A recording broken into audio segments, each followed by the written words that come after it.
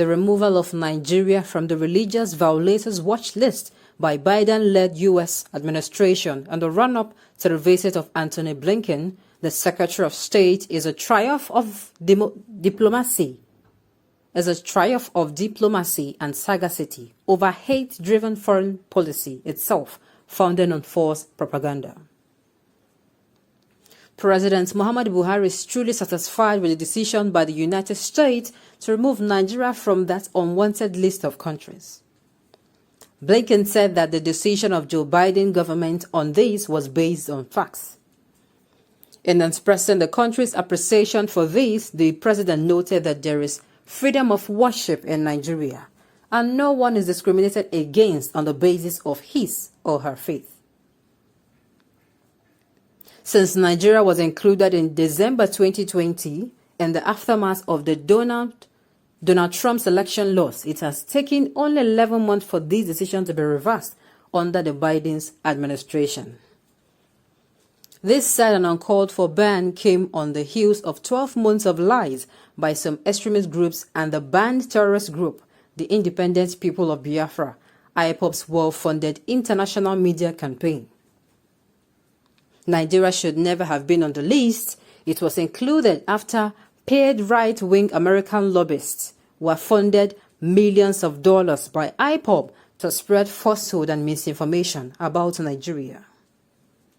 Those who willingly took the money from terrorists spread falsehood against a democratically elected government. They took advantage of well-meaning, God-fearing Americans to whom they spread their lies.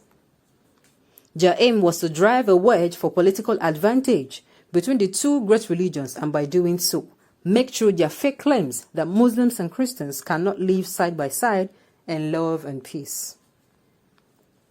They did not care if the maliciousness was the cause of religious tension.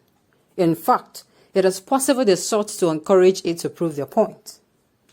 Yet, despite all the funds at their disposal, they only convinced for a brief time those who had been voted out of office by U.S. citizens to add Nigeria to the list. It is a fallacy to suggest Nigeria lacks religious freedom. A visit to any city will see a surfeit of posters for religious groups for Muslims and Christians alike. Nigerians wear our faith on our sleeves.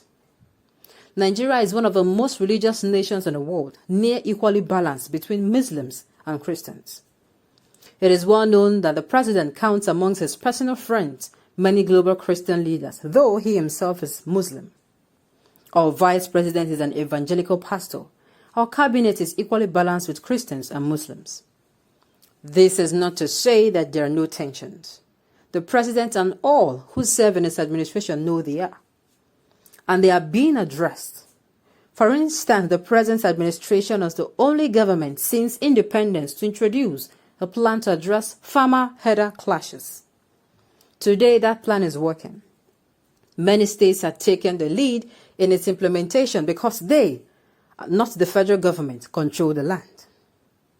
What we said at the time of enlisting remains true, that a government under President Muhammadu Buhari is run in accordance with our constitution.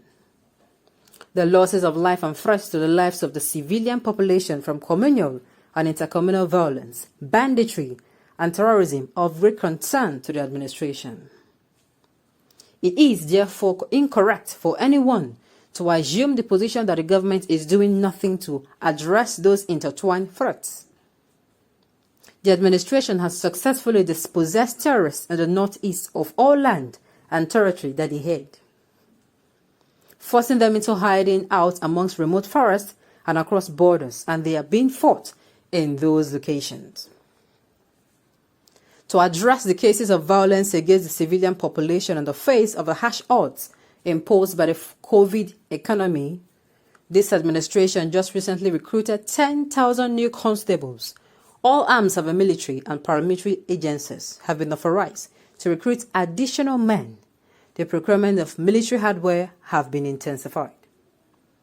With this egregious listing removed, U.S.-Nigerian relations are now reset, and we can jointly seek resolution to other critical matters, including the fight against terrorists across the Sahel region. This task was completed by the now reversed decision. To To that end, the present administration looks forward to working with Biden administration on matters, bilateral and multilateral, that are important to our friendly states. President Buhari is satisfied with the decision by the United States to remove Nigeria from a list of countries deemed to lack religious freedom, placed thereby by a previous U.S. administration no longer in office. Now I'm going to ask, they say religious freedom. Nigerians, are we free? Look around you. It is very, very easy to be swayed away by this article. I mean, the writer, I must give you kudos. You did a wonderful job. But the truth remains that we are not free here. Sincerely. It is because you have not been to certain places. That is why you are saying this. If you have gone to certain places and see things that have been happening there, I keep saying it is not all the news that the media carries. It is not all the news. There was a certain time that people were being kidnapped, and people being kidnapped, most of them were Christians. They were Christians, priests, pastors, and they were not found alive. Of course, you can attest to that. So that alone is a question mark on this administration. Secondly, bringing freedom into religiousness is a no. It's a no-go area. Because in Nigeria, this government has continued to prove beyond doubt that the citizens, they do not have freedom. If you feel you have freedom, walk wearing good clothes. Dress very well. If you don't have a car, borrow your friend's car or borrow your mom's car and drive out. You know locations where you go to. You are going to be stopped. They will stop you, waste your time for nothing. At the end of the day, they extort you. That is it. They make it look like you committed a crime. Meanwhile, nothing. This happens on a daily basis. Is that not free? Is that not a hindrance to freedom? Is it not? That something is not really going on well, and you come out and you want to express yourself. You want to express your anger. Those governments, they look for a way to cage you. In the first protest that shook history in Nigeria, Endsars protest, the first of its kind. What happened? Did you see any freedom? In fact, in the recent anniversary of this same Endsars, didn't the police come out and humiliate people, gave them inhumane treatment? What are we saying? The writer of this article is a very, very creative writer. But the truth remains that there is no freedom of whatsoever. The Muslims, Christians, they are sometimes where they are the receiving end. Both of them. Nigeria is not a free country. The US, they keep saying Nigeria as a capital. They see Nigeria as a private business. I've said it before.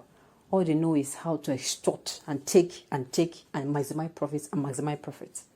One day, this fight that everyone is fighting for a better Nigeria, we shall win.